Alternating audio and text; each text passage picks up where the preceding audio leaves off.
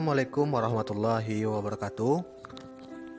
Kita berjumpa kembali dalam pembelajaran geografi, yang mana untuk materi sekarang ini kita masuk kepada materi bab yang kelima.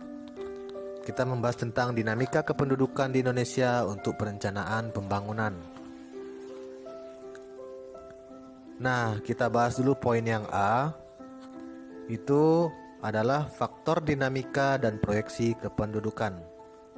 1. Dinamika penduduk.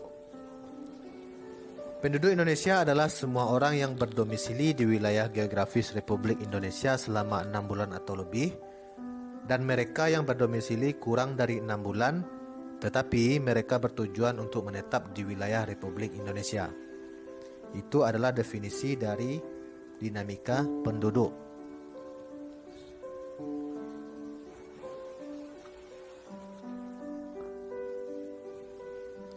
Kemudian, dinamika penduduk dapat dilihat dari besarnya pertumbuhan penduduk. Pertumbuhan penduduk merupakan keseimbangan dinamis faktor-faktor yang menambah jumlah penduduk dengan faktor-faktor yang mengurangi jumlah penduduk. Nah, di sini ada dua faktor. Faktor-faktor yang menambah jumlah penduduk dan faktor-faktor yang mengurangi jumlah penduduk. Faktor-faktor yang menambah jumlah penduduk ini itu adalah faktor alami, yaitu adalah faktor kelahiran dan juga faktor kematian. Kemudian faktor-faktor yang mengurangi jumlah penduduk itu adalah faktor non-alami, itu merupakan dari faktor migrasi, yaitu perpindahan penduduk dari suatu tempat ke tempat lainnya.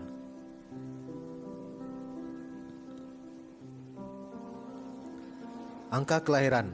Angka kelahiran merupakan angka yang menggambarkan jumlah kelahiran hidup dalam suatu wilayah pada periode tahun tertentu. Beberapa faktor yang mendukung kelahiran atau pronatalitas itu yang pertama adalah kawin di usia muda. Nah, kawin di usia muda ini banyak sekali sekarang ini masyarakat Indonesia yang kawin di usia muda. Kemudian yang kedua adalah anggapan banyak anak, banyak rezeki. Yang ketiga, tingkat kesehatan dan tingkat ekonomi. Yang keempat, dorongan sosial. Dan yang kelima adalah seks bebas. Yang keenam adalah jaminan bahwa pada hari tua akan ada yang merawat nantinya. Nah, ini adalah faktor-faktor pendukung dari kelahiran atau pronatalitas. Kemudian beberapa faktor yang menghambat kelahiran atau antinatalitas. Nah, tadi adalah faktor-faktor pendorong, sekarang adalah faktor-faktor penghambat. Yang pertama adalah program keluarga berencana atau KB, yang mana program ini itu dilaksanakan oleh pemerintah yang bertujuan untuk supaya masyarakat Indonesia jumlah penduduknya tidak membludak.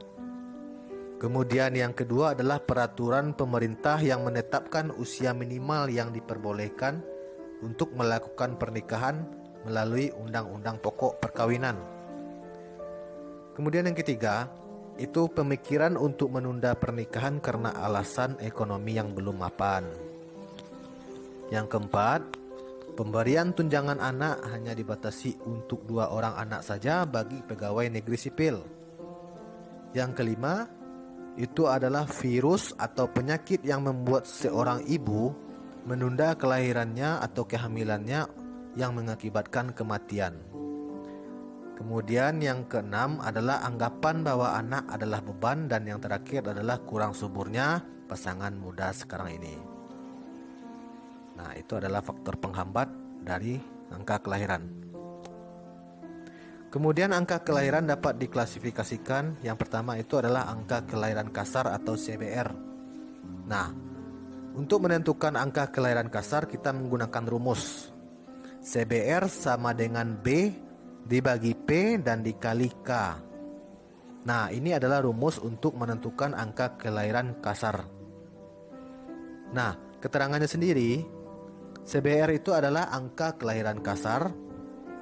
B itu adalah jumlah bayi yang lahir hidup pada periode tahun tertentu. P itu adalah jumlah penduduk pada pertengahan tahun. Dan K adalah konstanta. Biasanya nilai konstanta ini 1000. Angka kelahiran umum atau GFR. menunjukkan jumlah bayi yang lahir hidup dari setiap 1000 penduduk wanita yang usia produktif dalam periode tahun tertentu. Nah, bagaimana cara menghitung angka kelahiran umum ini atau GFR ini? Itu juga menggunakan rumus. GFR sama dengan B dibagi PF buka kurung 15 dikurang 49 tutup kurung. Ini adalah usia dari yang namanya wanita produktif dikali K. Yang mana keterangannya di sini adalah GFR adalah angka kelahiran umum. B. Jumlah bayi yang lahir hidup selama 1 tahun. PF itu adalah 15-49, boleh juga 15-44, rumusnya sama. Itu adalah jumlah penduduk wanita berusia produktif pada pertengahan tahun. Dan K adalah konstanta, yang sama juga pada rumus yang sebelumnya, itu biasanya nilainya 1000. Nah, itu adalah cara ataupun rumus bagaimana menghitung angka kelahiran umum atau GFR. Paham nak ya? Kemudian kita lanjut. Angka kelahiran menurut kelompok usia atau ASBR menunjukkan banyaknya kelahiran dari wanita pada suatu kelompok pada suatu tahun tertentu. Nah, bagaimana cara menentukannya? Itu juga menggunakan rumus. Rumusnya adalah ASBR sama dengan PX dibagi PX dikali K. Keterangannya di sini, ASBR itu adalah angka kelahiran menurut kelompok umur X tahun tertentu. Kemudian BX itu adalah jumlah kelahiran dari wanita kelompok umur X pada tahun tertentu. PX itu adalah jumlah penduduk wanita kelompok umur X pada pertengahan tahun yang sama. Dan K itu adalah konstanta. Sama lagi dengan rumus sebelumnya, itu biasanya konstanta ini nilainya 1000. Angka kematian atau mortalitas. Angka kematian atau mortalitas menunjukkan jumlah kematian per 1000 penduduk dalam periode tahun tertentu. Beberapa faktor yang mendukung peningkatan angka kematian atau peningkatan promortalitas. Itu ada beberapa faktor. Yang pertama adalah wabah penyakit. Yang kedua peperangan. Yang ketiga kekurangan pangan dan air bersih. Yang keempat fasilitas kesehatan yang buruk. Yang kelima bencana alam. Dan yang keenam adalah kriminalitas. Beberapa faktor yang menghambat peningkatan angka kematian atau anti-mortalitas. Yang pertama, lingkungan hidup sehat. Yang kedua adalah fasilitas kesehatan tersedia dengan lengkap. Kemudian yang ketiga, ajaran agama melarang bunuh diri dan membunuh orang lain. Dan yang keempat, itu adalah tingkat kesehatan masyarakat tinggi. Dan yang kelima, semakin tinggi tingkat pendidikan penduduk. Oke, kita lanjut. Angka kematian kasar atau CDR. Nah, ini beda dengan yang tadi. Kalau tadi itu adalah angka kelahiran kasar, CBR. Sekarang kita masuk kepada angka kematian kasar. Nah, untuk menentukan angka kematian kasar ini atau CDR ini juga menggunakan rumus sama dengan menghitung angka kelahiran kasar tadi. Yang mana rumusnya CDR sama dengan D dibagi P dikali K. Keterangannya di sini, CDR itu adalah angka kematian kasar, D itu adalah jumlah kematian dalam periode tahun tertentu, P itu adalah jumlah penduduk pada pertengahan tahun tertentu, dan K itu adalah konstanta, sama juga nilainya 1000. Kemudian angka kematian menurut kelompok umur atau ASDR menunjukkan jumlah penduduk yang meninggal dunia yang terjadi pada kelompok umur tertentu dari 1000 penduduk kelompok umur tersebut dalam periode tahun tertentu.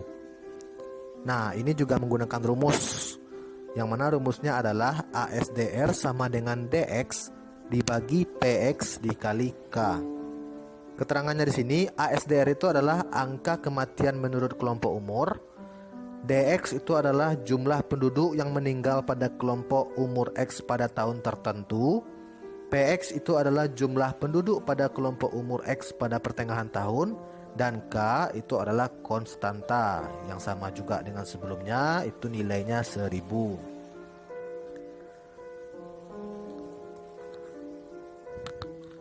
Nah, kita lanjut. Migrasi. Migrasi adalah suatu perpindahan penduduk yang bersifat menetap dari suatu tempat ke tempat lainnya, itu melampaui batas administrasi suatu wilayah. Itu pengertian dari migrasi. Menghitung pertumbuhan penduduk. Pertumbuhan penduduk total menggambarkan besarnya pertumbuhan penduduk suatu wilayah selama periode tahun tertentu dengan memperhatikan faktor kelahiran, faktor kematian, dan migrasi. Nah, ini bagaimana cara menghitung keseluruhan dengan keseluruhan faktor kelahiran, faktor kematian, dan dengan ditambahnya dengan migrasi. Itu rumusnya adalah PPT sama dengan L dikurang M tutup kurung ditambah buka kurung kembali I dikurang E. Nah, keterangannya di sini PPT itu adalah jumlah penduduk tahun akhir perhitungan. L itu adalah jumlah kelahiran dalam periode tahun tertentu. M itu adalah jumlah kematian dalam periode tahun tertentu. I itu adalah jumlah imigrasi dalam periode tahun tertentu. Dan yang terakhir E itu adalah jumlah emigrasi dalam periode tahun tertentu. Nah, untuk pertemuan kita sekarang ini cukup sekian dulu. Minggu depan kita lanjutkan lagi dengan topik yang sama, kemudian dengan penjabaran yang lebih luas. Bapak sudahi, wassalamualaikum warahmatullahi wabarakatuh.